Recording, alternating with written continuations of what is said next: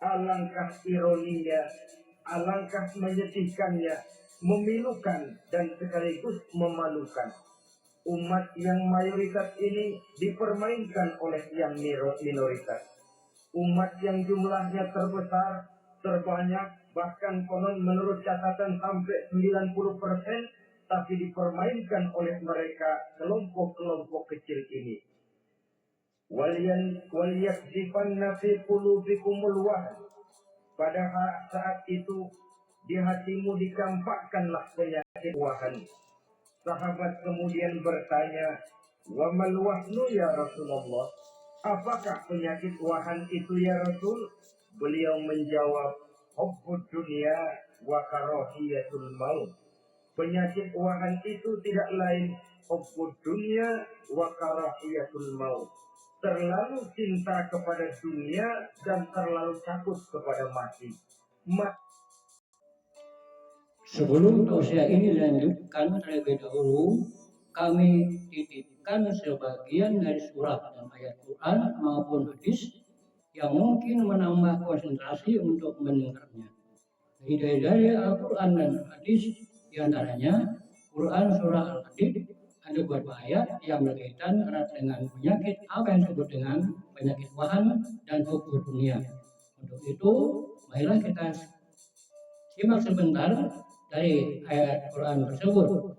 Yang pertama adalah Quran surah Al-Baqarah ayat 10, kemudian Quran surah Al-Hadid ayat 20 dan Quran surah Al-Isra ayat 18.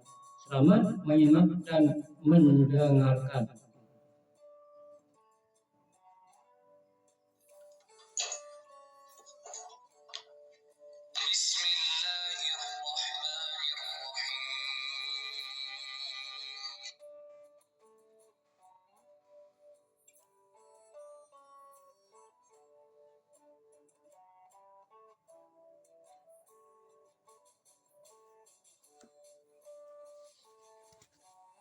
Dalam hati mereka ada penyakit. Lalu Allah menambah penyakitnya itu dan mereka mendapatkan azab yang pedih karena mereka berdusta.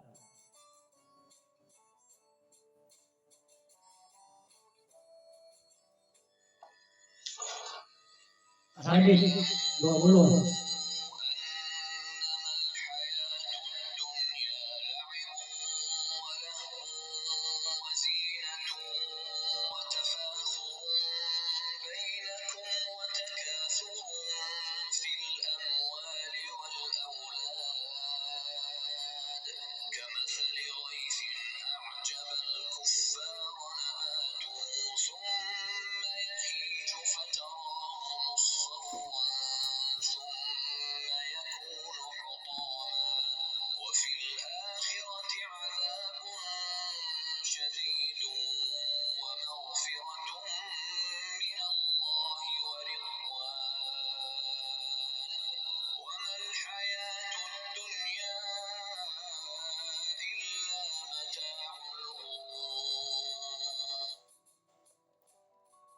Ketahuilah sesungguhnya kehidupan dunia itu hanyalah permainan dan senda gurauan, perhiasan dan saling berbangga di antara kamu serta berlomba dalam kekayaan dan anak keturunan. Seperti hujan yang tanamannya mengagumkan para petani. Kemudian tanaman itu menjadi kering dan kamu melihat warnanya kuning kemudian menjadi hancur dan ya kira nanti ada azab yang keras dan ampunan dari Allah serta keridaannya dan kehidupan dunia tidak lain hanyalah kesenangan yang palsu. Surah Al-Isra ayat 18.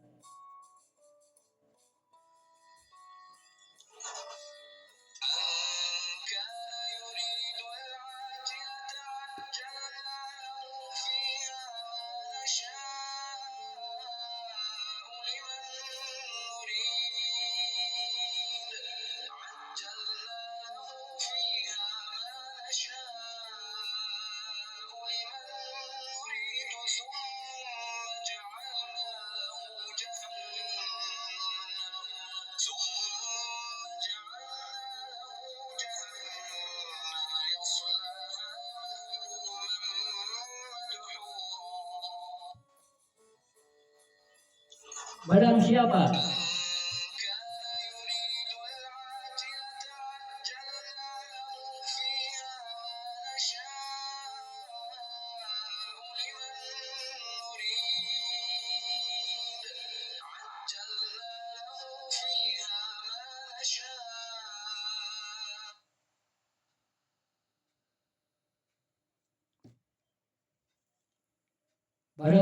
menghendaki kehidupan sekarang dunia, maka kami segerakan baginya dunia.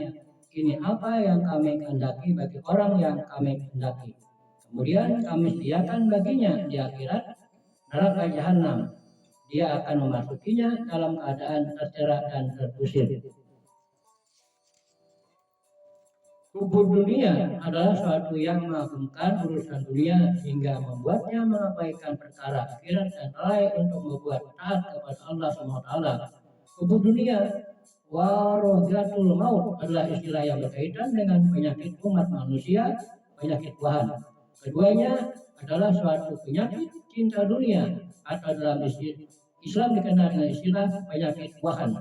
Pada umumnya orang menganggap sebagai penyakit hati mereka penyakit hati karena sangat berbahaya sehingga keduanya dapat menggoyahkan iman. Wallahu a'lam bishawab. Barang siapa yang hidupnya di dunia adalah dunia semata, maka Allah menjadikannya urusannya menjadi kefakiran. Karena hadis menjelaskan perbaiknya lah mengingat pemutus kejahatan. Dalam hadis yang lain juga menyebutkan Rasulullah SAW mengabarkan bahwa ketamakan manusia terhadap harta dan jabatan pasti akan merusak agamanya.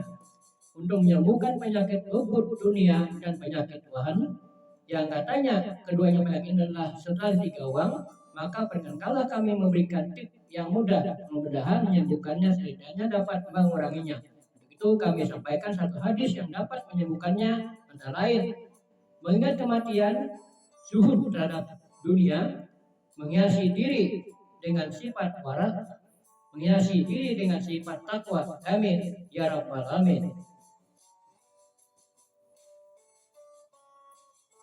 Tidak mungkin hilang dari dunia, tetapi tidak mustahil Islam gulung tikar dari desa kita, tidak mustahil Islam gulung tikar dari kampung dan kota kita, jikalau kita tidak menjaganya, jikalau kita tidak memeliharanya, bahkan jikalau kita tidak mewariskannya kepada anak-anak kita, generasi yang akan datang. Marilah kita mengingat sejenak bagaimana Islam di Spanyol yang pernah jaya, pernah mewarnai daratan Eropa, dan yang sekarang hanya sekedar tinggal ceritanya saja. Ini pernah diperingatkan oleh Rasul dalam satu hadis, sayati ala ummati zamanun la yabqal Islam illa ismun wala minal Quran illa rasmun. Akan datang satu masa di tengah umatku di mana pada masa itu Islam ada tapi hanya tinggal sekedar namanya saja, dan Quran pun ada tapi cuma sekedar tinggal tulisannya saja. Apabila kita tidak mewariskan ini kepada generasi yang akan datang, maka serbuan-serbuan dari berbagai macam penjuru dari hari ke hari semakin kita rasakan kehebatannya.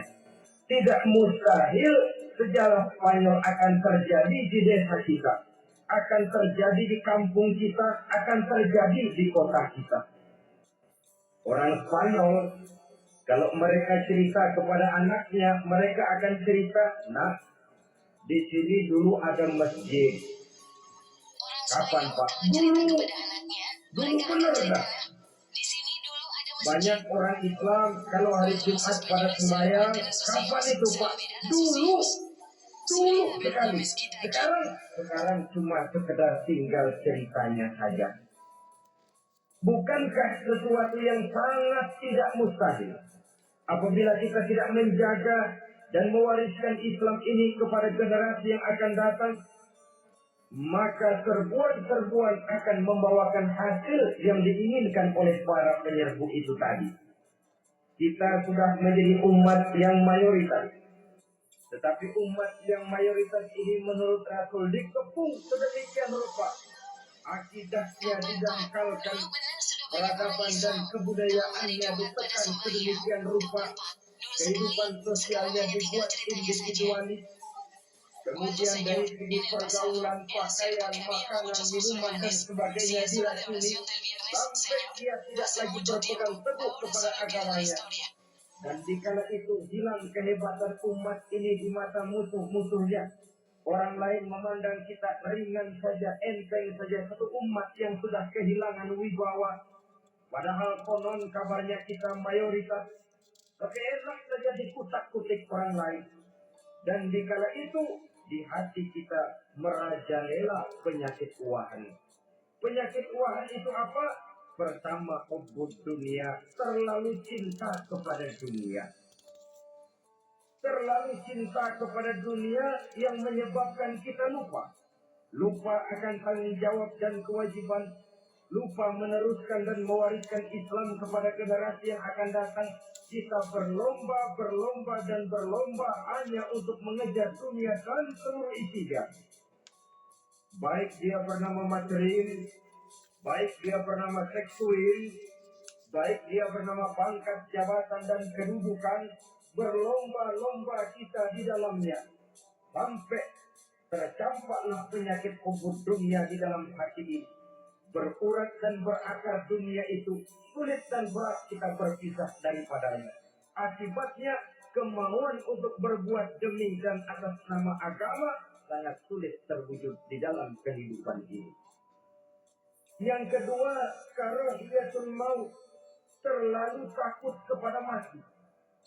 Baik mati ajal, mati dalam artian yang sebenarnya, baik mati usahanya, baik mati karirnya, baik mati pangkat dan jabatannya. Sehingga dengan demikian akibatnya jatuhlah kita menjadi umat yang kehilangan wibawa di mata orang lain. Saudara-saudara kaum muslimin rahimakumullah.